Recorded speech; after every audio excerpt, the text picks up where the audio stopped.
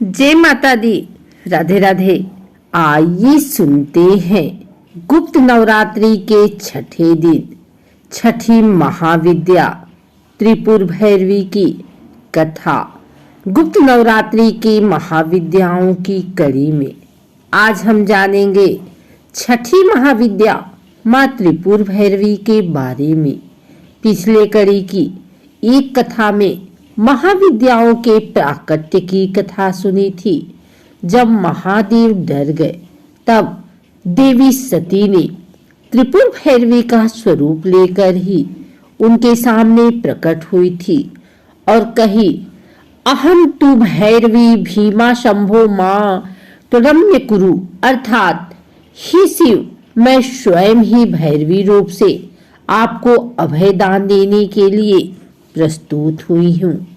सभी बंधनों को समाप्त कर भक्त के जीवन में माँ त्रिपुर भैरवी खुशियों की समागम करती हैं। इस कारण से उन्हें बंदी छोड़ माता कहकर बुलाया जाता है।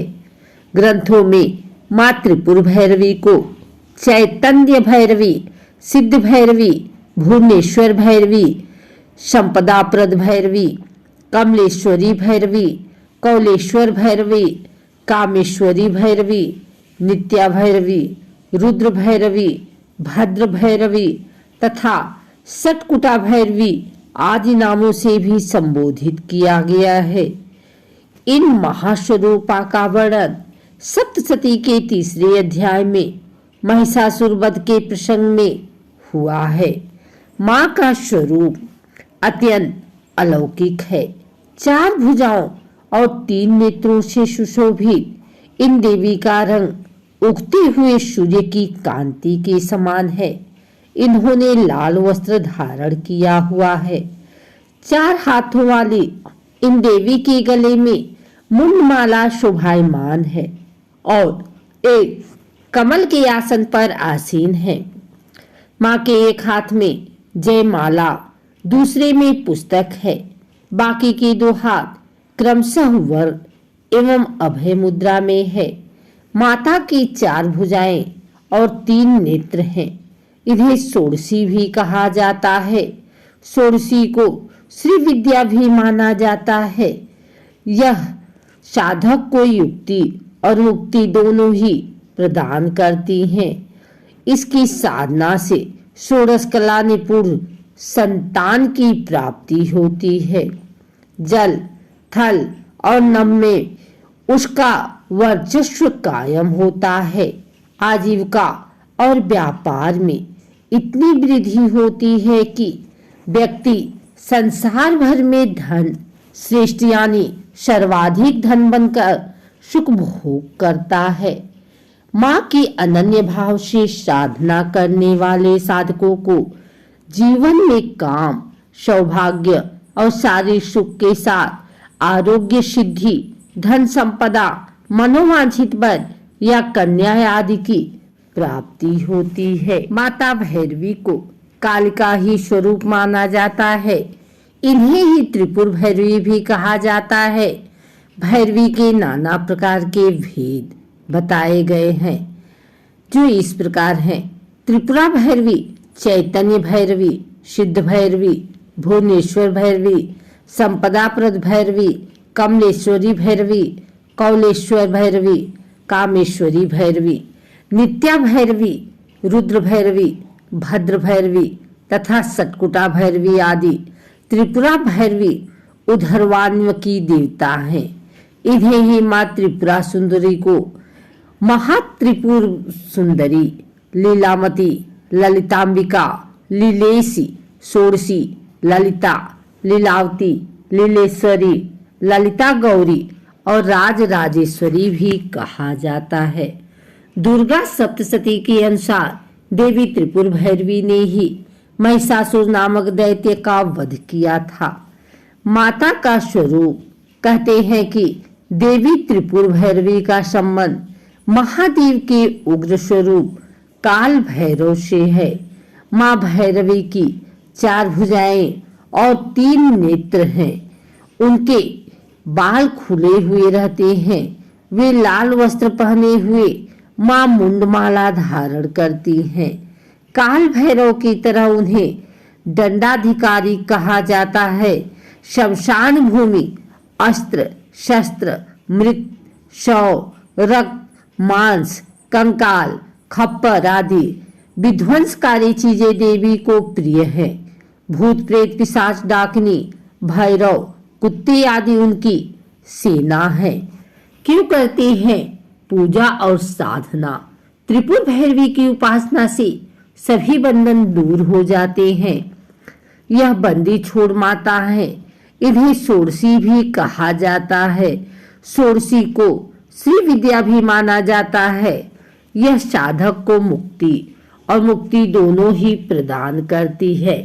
इसकी साधना से षोडश कलाओं निपुण संतान की प्राप्ति होती है। जल थल और नभ में उसका सर्वस्व कायम होता है। आजीविका और व्यापार में इतनी वृद्धि होती है कि व्यक्ति संसार भर में धन श्रेष्ठ यानी सर्वाधिक धनी बनकर सुख भोग करता है।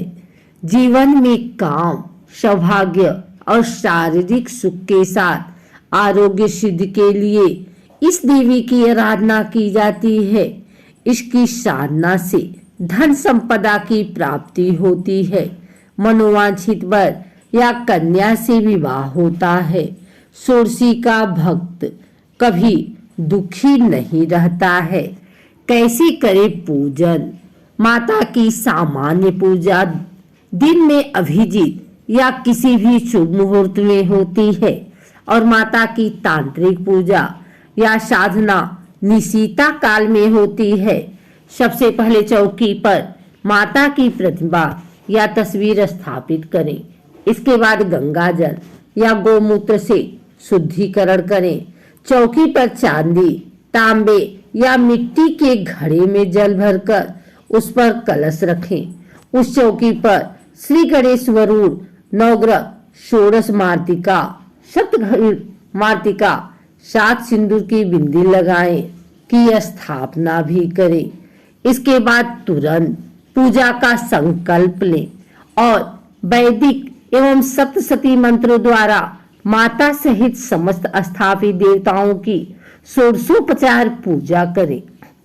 इसमें आवाहन आसन पाद्य अर्घ आचमन स्नान वस्त्र सौभाग्य सूत्र चंदन रोली हल्दी सिंदूर दुर्वा बेलपत्र आभूषण पुष्पहार सुगंधित द्रव्य धूपदीप नैवेद्य फल पान दक्षिणा आरती प्रदक्षिणा मंत्र पुष्पांजलि आदि करें। तत्पश्चात प्रसाद वितरण कर पूजन संपन्न करें। त्रिपुर भैरवी का मंत्र मूंगी की माला से 15 माला ही ह्रीम भैरवी क्लीम ह्रीम स्वाहा मंत्र का जाप कर सकते हैं। जाप के नियम किसी जानकार से पूछ लें। नारद पंचरात्र के अनुसार एक बार जब देवी काली के मन में आया कि वह पुनः अपना गौरवर्ण प्राप्त कर ले तो यह सोचकर देवी अंतर ध्यान हो जाती हैं। भगवान शिव जब देवी को अपने समझ नहीं पाते तो व्याकुल हो जाते हैं और उन्होंने ढूंढने का प्रयास करते हैं। शिव जी महर्षि नारद जी से देवी के विषय में पूछते हैं।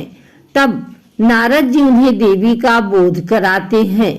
वे कहते हैं कि शक्ति के दर्शन आपको सुमेरु के उत्तर में हो सकते हैं।